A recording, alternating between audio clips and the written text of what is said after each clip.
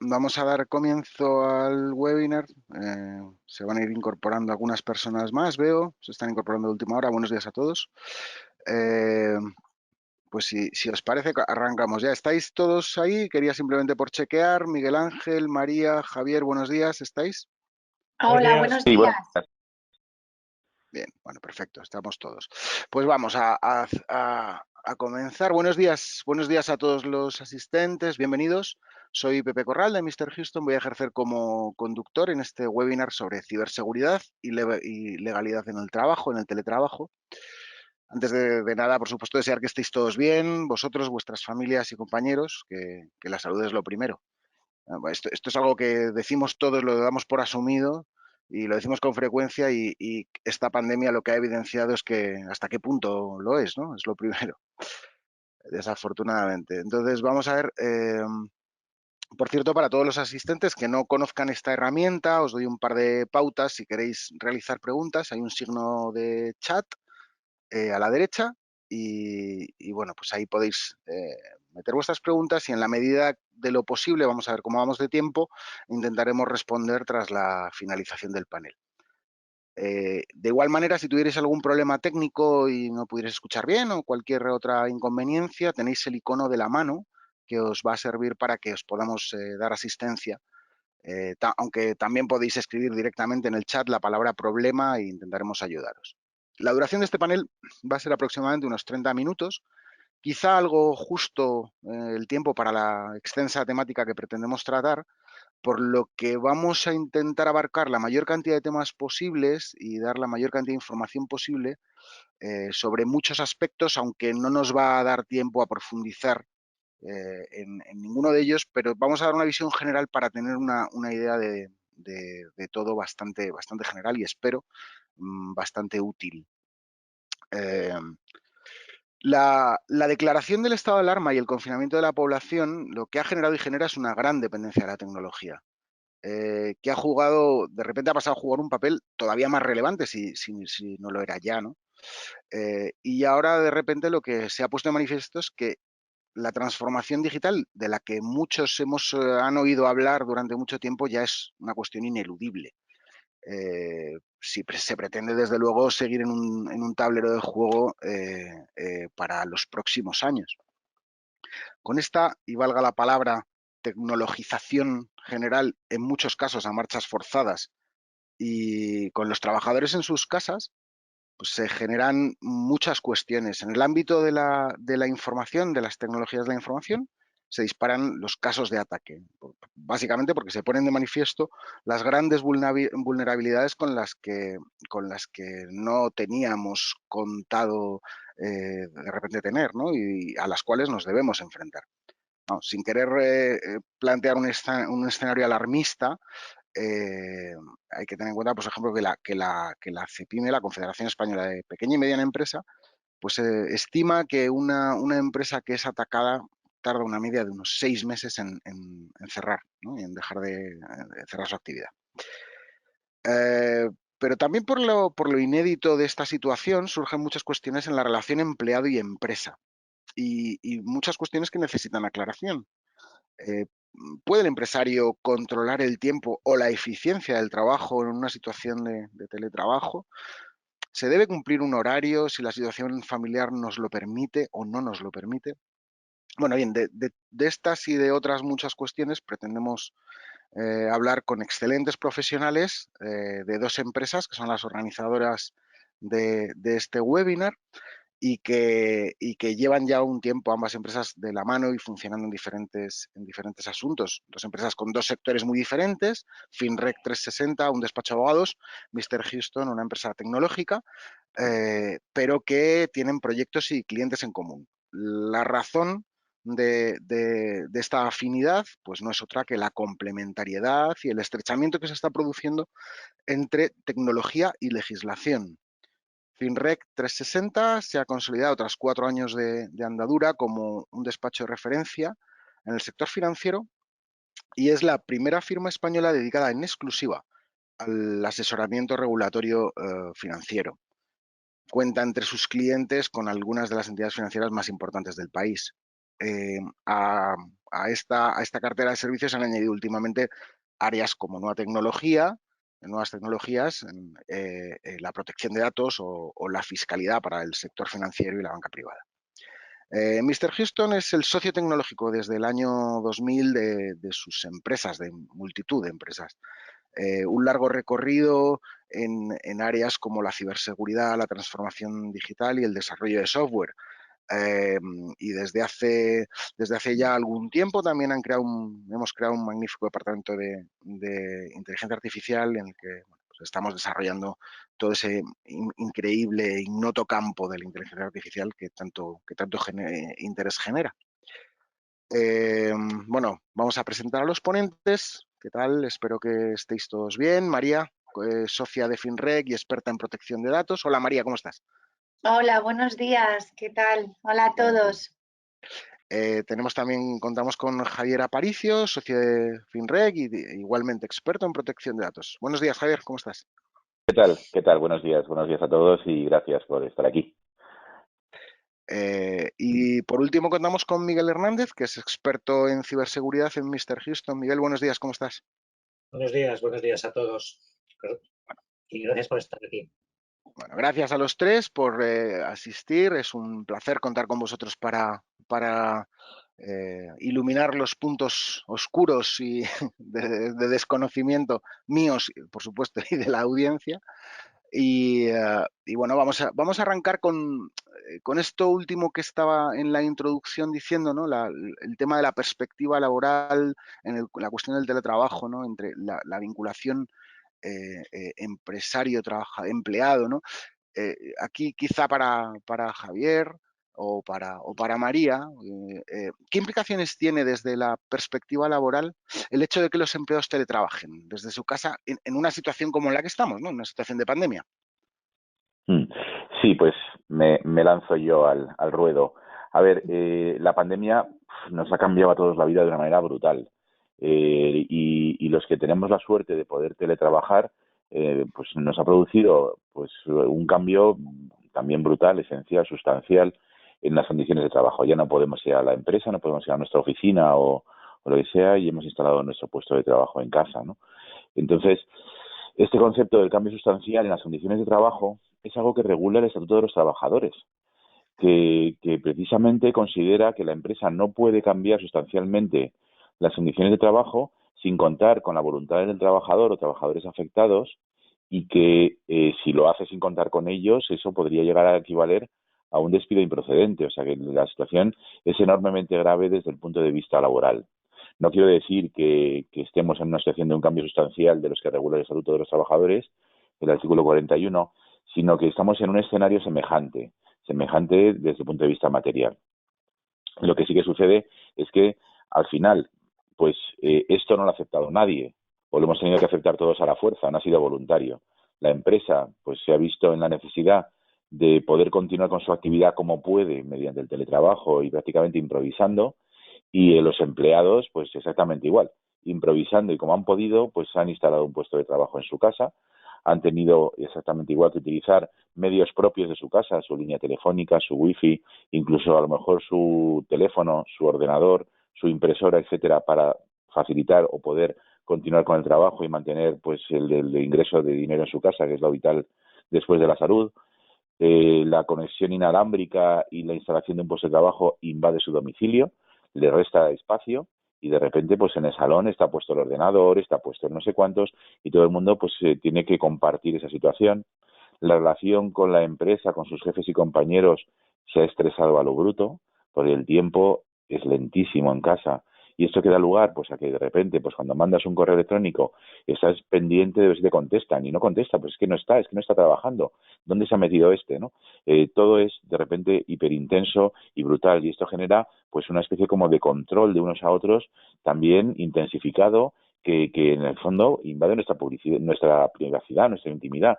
Es que no podemos levantarnos de la mesa porque igual nos mandan algo y están mirando si contestamos inmediatamente o no, o si la bombillita está verde o blanca del Outlook está encendida o apagada para ver si la persona está o no está trabajando en su sitio. En principio, el horario debería mantenerse exactamente igual, no debería cambiar. Si trabajábamos de 9 a 2, pues de 9 a 2 deberíamos estar en nuestro puesto de trabajo y el resto del tiempo es tiempo privado de nuestra casa, de nuestra familia y de nuestra intimidad. Pero al final, ya que estás en casa, míralo, te he mandado un correo, no lo has mirado. No te importa, levántate un momento, para la peli y mira a ver qué es lo que te he mandado y contéstame de inmediato. Esto evidentemente genera un problema gravísimo y además también genera ciertas incertidumbres que plantean también algunos problemas que deberían comprobarse con un abogado laboralista. Si somos los empresarios, ¿podrían los trabajadores decir que quieren después de la pandemia continuar trabajando, que les ha gustado la experiencia? ¿Pueden los trabajadores pedirnos algún tipo de compensación por esa pérdida de espacio en su casa, de energía, de medios, etcétera, etcétera, que han dedicado al trabajo? La verdad es que parece lo lógico es pensar que no, pero yo francamente creo que es importante tenerlo en mente y hablarlo con algún abogado para prepararnos para eso si es que fuera necesario, ¿no? Y desde el punto de vista también jurídico de la privacidad, de la protección de datos y demás, pues hay que tener en cuenta que ya no solamente estamos en una situación de intensificación de controles, de exigencia, de relación, etcétera, sino que incluso puede haber algunos derechos, algunos aspectos que regula la Ley Orgánica de Protección de Datos y de Garantía de los Derechos Digitales de diciembre del 18 que ahora mismo cobran una importancia brutal, como es el derecho a la intimidad y el uso de dispositivos digitales en el ámbito laboral, el derecho a la desconexión digital en el ámbito laboral, el derecho a la intimidad y el uso de los dispositivos de comunicación, sistemas de geolocalización, etcétera, en el ámbito laboral, que son 3 de los derechos que consolida o cristaliza la norma y establece determinado tipo de condiciones y garantías frente a ellos y que debemos tenerlos en cuenta. Entonces, el cambio no solamente es material Sí. en cuanto a que estamos trabajando en casa, sino que legalmente tenemos que tener muchas cosas en consideración para tener la certeza de que no estamos metiendo la pata. No, por supuesto, vamos, aquí hay un campo enorme. En vista de lo que dices, además, yo estaba pensando que quizá la tecnología pueda ayudar a facilitar herramientas que sienten las bases precisamente de esa relación. Aquí hay algo inédito que nadie preveía, ¿no? Pero que cómo ajustar la regulación, cómo cumplir la regulación en una situación diferente como la que estamos viviendo. En todo caso, lo que desde luego ha puesto de manifiesto esta situación de emergencia es la necesidad de implementar la tecnología, la transformación digital, tanto en el ámbito público como en el privado, ¿no? Estamos escuchando muchos casos recientemente de la mala preparación o de la poca preparación, no ya de empresas privadas, sino también de empresas públicas, ¿no? Que tienen que dar un servicio público y que la demanda sigue existiendo pese a que estemos todos confinados. Eh, con este incremento del consumo tecnológico, ya lo decía en la introducción, se abre la gran cuestión de la ciberseguridad. Miguel, ¿cómo afecta el teletrabajo desde el área de la ciberseguridad? Pues sí, es un hecho que el teletrabajo puede poner en riesgo la ciberseguridad de las empresas. Además, en la situación actual que estamos de pandemia, prácticamente todas las empresas se han visto forzadas a implantar el teletrabajo y muchas de ellas no están preparadas desde un punto de vista de la ciberseguridad. Sabemos que en el momento que se establece el teletrabajo existe una comunicación entre la vivienda del trabajador y nuestra oficina, que es donde están los datos o los ordenadores con los que tenemos que teletrabajar. Esto supone que habrá un tráfico de datos entre ambos lugares y este tráfico sobre todo lo tenemos que segurizar. ¿Cómo lo segurizamos? Pues con herramientas de seguridad de las comunicaciones, con VPNs fundamentalmente. Perdona, Miguel, porque claro, esto es algo que sale de forma reiterada cuando se habla de ciberseguridad y de movilidad y de distancia, siempre sale el término VPN. Quizá muchos de los asistentes no saben lo que es exactamente una VPN. Si no te importaría hacer una aclaración. No, son palabras que utilizamos, pero VPN significa Virtual Private Network. Y es un túnel a través del cual pasan los datos protegidos porque han sido cifrados. Esto nos establece una línea de comunicación mucho más segura y se dificulta que un tercero pueda robarnos información confidencial, hackeándonos, fundamentalmente. Es decir, que toda información que pase por ese tubo no es prácticamente inaccesible a que cualquiera la pueda ver y en un momento de teletrabajo evidentemente cobra una importancia clave, ¿no? Sí, porque está segurizada. No, de También acuerdo. también es muy importante y sobre todo debemos comprender que las empresas ahora son responsables de la custodia de muchos datos, datos de carácter personal, económicos, y que todos estos datos los tenemos que segurizar a través de VPNs y herramientas de seguridad en las comunicaciones. Otro peligro adicional que tenemos que tener en cuenta es que el entorno del domicilio del trabajador no forma parte de la red TIC de las empresas y no sigue los mismos criterios de ciberseguridad que nuestras organizaciones. Una empresa puede tener todos los sistemas de seguridad que quiera, pero si un teletrabajador que está en su casa teletrabajando con su ordenador corporativo y lo tiene conectado a la red wifi de su casa, y en esa red también tenemos la Xbox de los niños, una tablet o cualquier otro dispositivo, y estos dispositivos que tenemos en nuestra casa, que son nuestros, tienen un virus, un malware, tenemos un problema, ya que a través de estos, un ciberdelincuente puede abrir la puerta de entrada hacia los datos de nuestra empresa. Podemos tomar las máximas preocupaciones dentro de nuestra organización para no ser contaminados pues, por un malware, un ransomware o evitar un robo de información o un acceso no autorizado. Pero tenemos que tener en cuenta que si un empleado nuestro tiene un comportamiento poco ciberseguro, puede llegar a contaminarse toda nuestra organización, produciéndose una pérdida de datos, un robo de información, y esto causarnos un daño que puede que sea irreparable y que en paralelo nos cause una pérdida de imagen en nuestra empresa. Claro, claro, y la pérdida de la reputación, por lo tanto, en fin, una serie de consecuencias. ¿Crees que la compartición de nuestros dispositivos de empresa o los propios utilizados para el ámbito laboral en viviendas son un claro vector de ataque? Las viviendas no están preparadas y muchas empresas, claro, esto no lo han podido prever. No, Y esto es... Sí, sí, disculpa. en nuestra propia casa no tenemos la misma seguridad que en nuestras oficinas. Eso Claro, es un hecho. y no estaba, y no todas las empresas estaban previendo un nivel de teletrabajo como en el que estamos. Esto me lleva a pensar en los problemas de conciliar vida laboral y familiar en el momento en el que estamos, cuando se debe realizar el trabajo desde casa, ¿no? El caos de horarios que supone vivir con hijos, en los que, bueno, pues tienes que buscarte casi el hueco para poder trabajar, porque mientras están tus hijos, pues tienes que estar con ellos, en fin. El uso de la red wifi, esto que decías, comentabas que tienes una Xbox o tienes una serie de otros dispositivos compartiendo la red contigo, y eso dificulta en muchas ocasiones la posibilidad de trabajar. María, ¿qué responsabilidades podría dar lugar este hecho para la empresa? Bueno, principalmente, bueno, comentaros que en la Ley Orgánica de diciembre de 2018 ya se incluyó el término de fatiga digital. Entonces, respecto a si pueden darse casos de fatiga digital en la conciliación de vida familiar y laboral, claramente en situaciones de teletrabajo pues aumenta. Este artículo que se incluyó, es el artículo 88 que se incluyó en la ley orgánica, realmente no está definido con minuciosidad el significado y contenido. O sea, es decir, esto lo deja para que se pueda ampliar a través del Estatuto de los Trabajadores. De hecho, en las disposiciones finales de la norma se impone modificar el Estatuto de los Trabajadores para que desarrolle el significado y contenido de este derecho. Pero lo que está claro es que sí se recogen los fines de su creación. Es decir, estos fines no es otro que los trabajadores tengan derecho a desconectar digitalmente fuera del tiempo de trabajo legal. Y así conseguir una conciliación entre vida profesional y vida personal. Esto que os digo, claro, a todos los que estamos trabajando desde casa nos suena a muchos les sonará casi inviable, porque todos sabemos que tenemos unos horarios y que debemos cumplirlos, pero la realidad es que muchas veces se nos desbordan. Entonces, con lo cual, en estas situaciones hay muchísimo más riesgo de caer en supuestos claramente de fatiga digital y que es algo que las compañías poco a poco ya van dándose cuenta que tienen que trabajar, pero que tendrán que acelerar en situaciones como las que estamos del derecho de desconexión digital para la empresa conlleva elaborar una política interna dirigida a los trabajadores, ¿vale? Donde se definan las modalidades del ejercicio.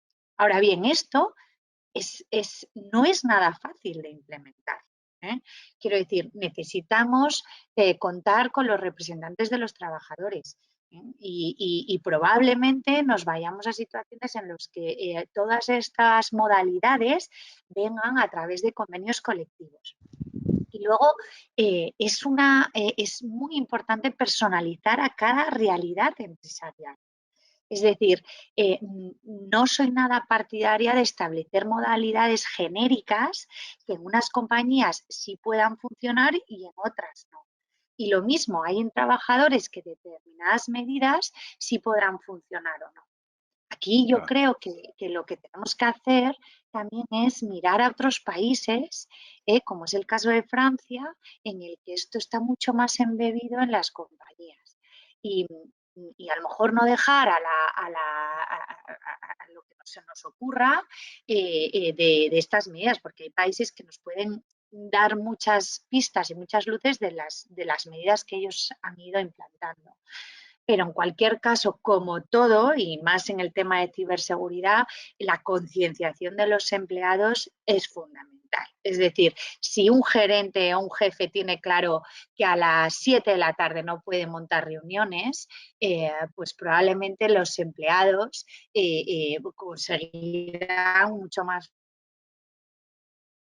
O sea, con lo cual hay muchas medidas que hay que definir, hay que trabajarlo muchísimo, iremos de la mano de los representantes de los trabajadores y además de la mano con todas las instrucciones también en base al uso de esas herramientas informáticas.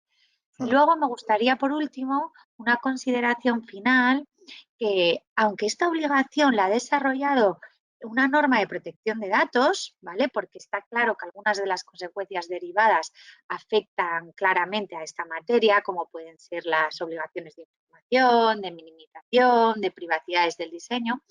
No hay que olvidar que la falta de implantación de estas medidas repercute directamente en el ámbito laboral. Por tanto, su incumplimiento será objeto de denuncia ante una inspección de trabajo, no ante la Agencia Española de Protección de Datos, que sí que va a poder velar si no se cumplen lo que os he comentado de las obligaciones de información, minimización, etc. Es decir, que pueden actuar de facto, o sea, pueden actuar de oficio, sin... Sí, lo que pasa que también es cierto que necesitamos un buen desarrollo, Es decir, aquí la ley orgánica, esta pata no está dentro de del tratamiento de ley orgánica y además te deja un desarrollo posterior al Estatuto de los Trabajadores. Con lo cual, bueno, es algo que hay que trabajar por parte de las compañías, pero también tiene que desarrollarse bien desde el punto de vista regulatorio. Claro, claro, bueno, y desde los agentes sociales, es decir, Sí. aquí entiendo que es una mesa en la que deben estar muchos sentados organizando, sí. ¿no? Ya, entiendo. Respecto a estas medidas que podemos adoptar para que nuestras empresas y nuestros empleados no tengan demasiados puntos de vulnerabilidad ante un ciberataque, Miguel, ¿qué medidas así muy someras y de forma muy por encima tenemos que tener en cuenta? Más que poder adoptar, podemos adoptar infinitas, ¿no? Pero las que son básicas y debemos no olvidar. Pues fundamentalmente lo primero que debemos conocer es en qué situación estamos dentro de nuestra empresa, si somos ciberseguros. Y para ello, la forma mejor es realizar un análisis de riesgo sobre la seguridad en nuestra empresa. Debemos tener en cuenta que las personas, nuestros trabajadores, como bien ha dicho María, son el filtro esencial y para ello tenemos que formarlas, informarlas y concienciarlas en seguridad, para que sepan cuáles son los riesgos que conlleva el teletrabajo. ¿Y cómo conseguimos esto? Estableciendo unas políticas y unos procedimientos de seguridad en nuestra empresa para el teletrabajo. Estas políticas, a modo de ejemplo, deben aconsejar dispositivos personales de los empleados, por no saber si son seguros, si tienen antivirus, si están encriptados. También hay que tener en cuenta los controles de accesos. Restringir el acceso a la información es importante. Que cada rol acceda a su propia información, por ejemplo, el Departamento de Administración a sus documentos, el legal a los suyos. No es que haya que desconfiar, por regla general, de la buena fe de los trabajadores, pero que cuantas menos personas tengan acceso a la información sensible o conozcan las claves para determinados servicios, será menor la posibilidad de que se puedan realizar filtraciones, que estas pueden ser voluntarias o involuntarias. También debemos tener en cuenta que nuestros dispositivos corporativos que utilizamos para teletrabajar estén al día, actualizados, bien mantenidos y configurados. Y por último, debemos usar herramientas de protección que nos ayuden a monitorizar los accesos realizados a la red corporativa desde el exterior, realizando un control sobre los accesos permitidos y no permitidos, y a dónde y cómo y de qué forma acceden nuestros trabajadores. Saco un poco como gran resumen dos cuestiones. Una es la formación, una es que los empleados tengan muy claro qué hacer, y eso pasa por una cuestión de formación, pero por otro lado el concepto clave es el acceso, ¿no? El acceso es lo que va a generar un mayor nivel de control y de seguridad en cuanto a la información que debemos proteger, y por lo tanto también, en el caso de que haya un problema, también es ver esa trazabilidad de por dónde nos ha llegado. Esto implica en las empresas el papel clave, ¿no? De definir una manera personalizada de las funciones y obligaciones. O sea, esto establece un criterio ya no solo que va sobre el papel en un organigrama, sino que además ese organigrama tiene que conllevar una cuestión de accesos que permitan y que definan, que estén bien definidos, ¿no? ¿Cómo se puede bajar eso al terreno de lo práctico en la empresa? Porque la verdad que parece a veces muy complejo, porque son muchos sistemas, quizás en las grandes empresas ya pues puede ser, lo hace aún más, más laborioso y más complejo el poder ver todas las posibilidades, todas las aristas que esto maneja. Javier o María, por favor. Javier, ¿te parece que empiece yo? Sí, genial. Vale. Bueno, aquí, Pepe, has dicho algo que es muy importante, y es que has dicho los empleados tengan muy claro lo que tienen que hacer, ¿no? Claro, es que esa es una premisa que parece muy obvia, pero que es muy difícil de llevar al terreno fáctico. Es decir, yo puedo poner obligaciones genéricas en materia de protección de datos para que todos mis empleados estén obligados a cumplirlas. Todos me van a decir que sí y esas obligaciones genéricas las van a llevar. Pero cuando nos vamos y queremos analizar bien todo lo que están haciendo cada uno de ellos, entonces es cuando es muy, muy difícil definir qué es lo que tienen que hacer en materia de protección de datos. Un ejemplo. En las compañías hay muchísimos perfiles o colectivos, pues desde las teleoperadoras hasta el departamento financiero, la gente de recursos humanos, marketing, cumplimiento normativo, riesgos. Claro, si tú te pones a analizar intrínsecamente lo que hace cada uno de esos departamentos, cuando analizas todas las casuísticas, nos damos cuenta de las diferentes tratamientos de datos que realiza cada uno de ellos, de los diferentes accesos a sistemas que hacen cada uno de ellos, y que evidentemente cuando tú te pones a personalizar las funciones, claro, no tiene nada que ver lo que le vas a contar al departamento de call center, y las cuestiones que tienen que tener en cuenta de las que tiene que tener en cuenta el departamento de riesgos. Entonces, ahí es cuando nos damos cuenta que en estos años que vienen tendremos que trabajar muchísimo en poder definir y personalizar estas funciones concretas a este tipo de colectivos. Las compañías hicieron un esfuerzo increíble y yo soy consciente porque participé en muchos proyectos de adaptación al RGPD.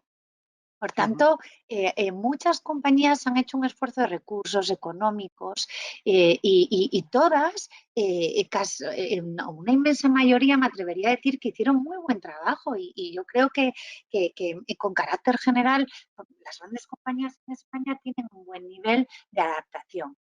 ¿Qué pasa?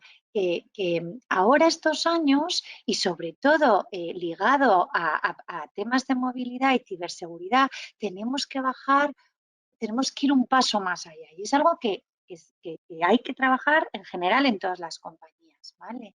Que es levantar esa información de colectivos e intentar personalizar lo máximo posible a estas categorías y hacer manuales concretos para, oye, pues mira, el personal de call center tiene que tener este manual que recoja casuísticas concretas para ellos, que sepan qué tienen que hacer. Oye, pues es que me pide acceder a este expediente, ¿puedo o no puedo? Oye, espérate, es que en este programa de licitación me piden adjuntar los currículums de estos ingenieros, pero no sé si podemos porque todavía no lo hemos contratado. Pues es que me piden pasarles el TC1 y el TC2, ¿puedo?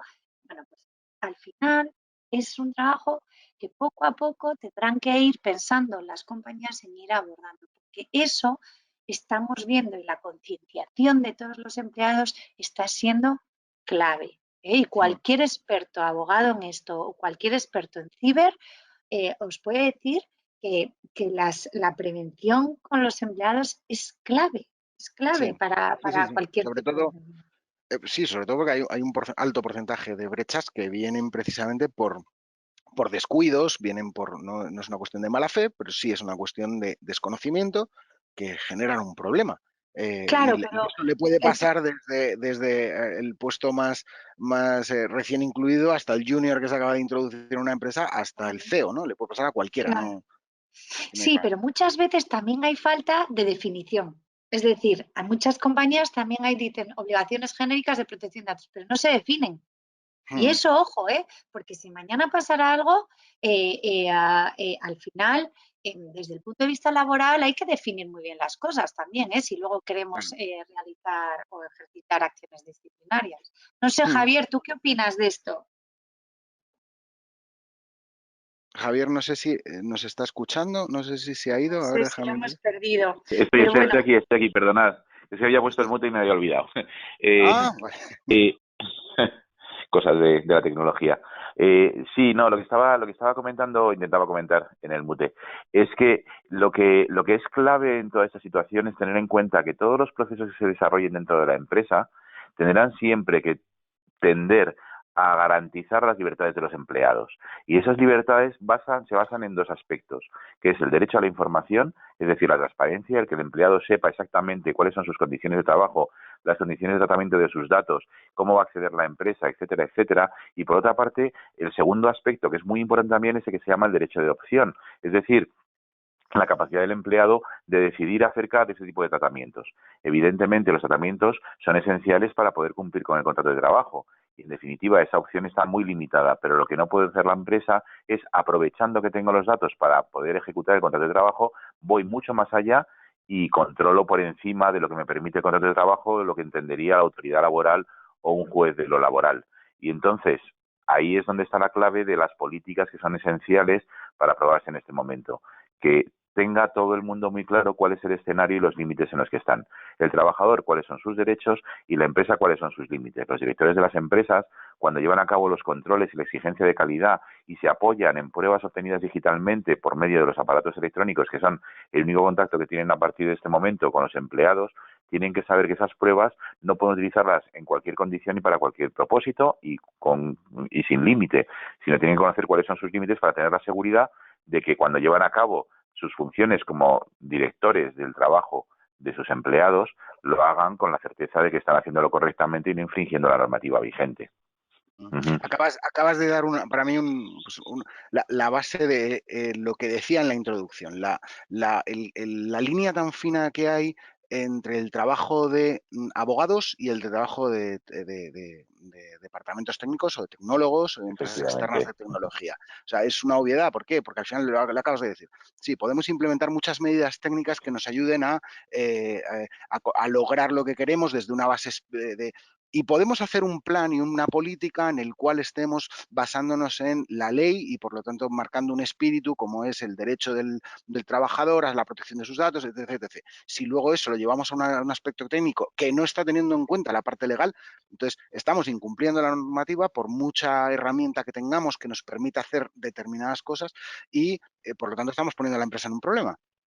Y por otro lado, Uh-huh. también necesitamos sí o sí configurar esas herramientas de una manera no solamente ética, sino también regulatoria, teniendo en cuenta todos los aspectos que debemos tener en cuenta. Por eso, de ahí el buen team, ¿no?, que hacen, la buena unión que hacen abogados y tecnólogos.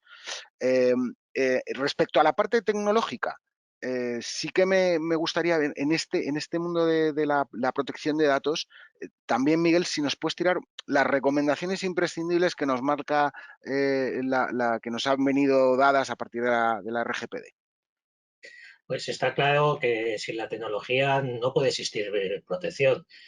Quizás se trate de una contradicción afirmar que sin tecnología no hay protección. Existe incluso quien piensa que es la propia tecnología la que da lugar a la ciberdelincuencia, las brechas de seguridad y las fugas de información. Claro que incluir las TIC en todos los niveles de nuestras empresas aumenta el riesgo de sufrir brechas de seguridad, pero esto no implica que tengamos que dejar de utilizar la tecnología. Por ello, los expertos de ciberseguridad hemos desarrollado soluciones y aplicaciones capaces de combinar técnicas que protejan la información personal de una manera mucho más sencilla, rápida y eficaz. Dejar de utilizar las tecnologías no va a ser nunca una solución. ¿Qué soluciones, según me preguntas, por citar algún ejemplo, deben cumplir para ayudar al cumplimiento de la Ley de Protección de Datos? Pues debemos ser capaces de gestionar la información de forma segura, proteger la información y cumplir la ley de una manera sencilla, prevenir los riesgos en la seguridad, control y dominio de nuestros derechos sobre los documentos, eliminación de los accesos a los documentos en el momento que nosotros deseemos. Y para poder realizar todo esto, hay múltiples herramientas y aplicaciones en ciberseguridad. Pero por último, me gustaría señalar que el cumplimiento normativo es una de las áreas más importantes en toda empresa y las tecnologías, la ciberseguridad, brindamos soluciones que ayudan a este cumplimiento. Sí, y más, o sea, yo creo que lo lógico, y también esto es una de las consecuencias del estado de alarma y de esta situación de confinamiento, es precisamente que las tecnológicas vayan en pos de conseguir una manera de implementar estos cambios, tanto la formación de la gente como el conocimiento de la informática, y que ayuden de una manera más eficiente quizá a solucionar todos o algunos de estos problemas que hemos puesto encima de la mesa. Bueno, pues tenemos tiempo para poco más. Estoy viendo bastantes preguntas. Ha habido varias en las cuales que me gustaría lanzar a Miguel, perdona, a Javier o a María. Hay una que habla de las responsabilidades de la empresa en cuestión de protección de datos en el hecho del estado de emergencia, es decir, la situación legal que se ha dado. La cuestión es, y lo plantean lo formulan de varias maneras, pero bueno, yo entiendo que ¿se pausan o se varían las responsabilidades de la empresa en protección de datos por el hecho de estar en un estado de alarma? Es decir, si nos atacan hoy, estamos en un estado en el cual nos podemos decir, ya, pero es que estamos en una situación de emergencia, de alarma, con una situación, digamos, un poco en palillos con la situación. Entonces, bueno, pues no, la ley no debería ser tan dura conmigo, ¿no? Si ha habido alguna filtración. ¿Es así o no? Sí, tristemente no. Tristemente no. La pandemia nos ha paralizado a todos, pero no es nuestra responsabilidad. Y lo que también es cierto es que los hackers siempre han actuado en teletrabajo. Entonces, esto continúa y esto tenía que estar previsto. Lo que es cierto es que la empresa utiliza todos los sistemas tecnológicos que permiten el teletrabajo para poder continuar su actividad y, por tanto, con su beneficio y con su actividad económica. Y bajo esa perspectiva, el principio jurídico que prevalece aquí es que el que genera algún tipo de riesgo por no haberlo previsto correctamente responde de él. En definitiva, la empresa abre puertos, permite o obliga, a los trabajadores a que a través de esos puertos desde sus casas puedan acceder a los sistemas para continuar produciendo, y eso es si genera algún tipo de riesgo, el riesgo es responsabilidad de la empresa. Entonces, Claro. con la pandemia y el estado de alarma se ha paralizado plazos administrativos y muchísima de la actividad administrativa pública, pero no la de carácter excepcional, sino la ordinaria. Entonces, la excepcional, que es obligación de notificar brechas de seguridad, obligación de investigar lo que ha sucedido e incluso de abrir expedientes, eso continúa. Y, en Ya. definitiva, no Bueno, podemos pensar que vivimos de claro. repente en un limbo. Si lo piensas, que es lo que intento yo hacer para a veces entender las cuestiones tecnológicas, lo llevo al terreno offline, ¿no? Es decir, si tu empresa se hubiera quemado, estarías tú tu empresa estaría exactamente en la misma situación que en el estado de emergencia. La diferencia es que solo te sucedería a ti, por lo tanto, debes tener eso previsto para la continuidad de tu negocio y debes asumir las responsabilidades de no haber tenido la previsión de que una situación excepcional haya puesto tu casa patas para arriba, y tienes que, sí o sí, ver de qué manera tener un plan B, que es de lo que se trata fundamentalmente, Claro. y de haber previsto todo esto. Tiene todo el sentido. Bueno, desgraciadamente no tenemos tiempo para más. Yo creo que todos hemos podido ver la cantidad de cuestiones que nacen y que surgen de esta situación inédita. Esperamos haber puesto algo de luz en algunas de ellas y bueno, pues intentaremos seguir desde nuestro papel como asesores tecnológicos y como asesores legales, en este caso, pues dando respuesta con este tipo de herramientas. La verdad, aquí la tecnología ayuda para bien y para muy bien, las dudas que pueda haber entre nuestros clientes, amigos, empresas, etcétera. Damos las gracias a todos por haber asistido, por supuesto a los panelistas, a María, a Javier, un placer como siempre, a Miguel Ángel igualmente. Y bueno, esperamos haber sido de ayuda. Mandaremos un link para volver a escuchar este webinar a todos los asistentes, y en las redes sociales de ambas empresas entiendo también que se comunicará por si hay gente más interesada en escucharlo y no le ha podido cuadrar la hora o no le ha llegado la invitación o lo que fuera. En fin, pues muchísimas gracias a todos y Muchas gracias, nada, hasta la Roberto. próxima. Pues muchas gracias a todos y cuidaros. Muchas gracias. Muchas Sí, gracias a sobre todos. todo.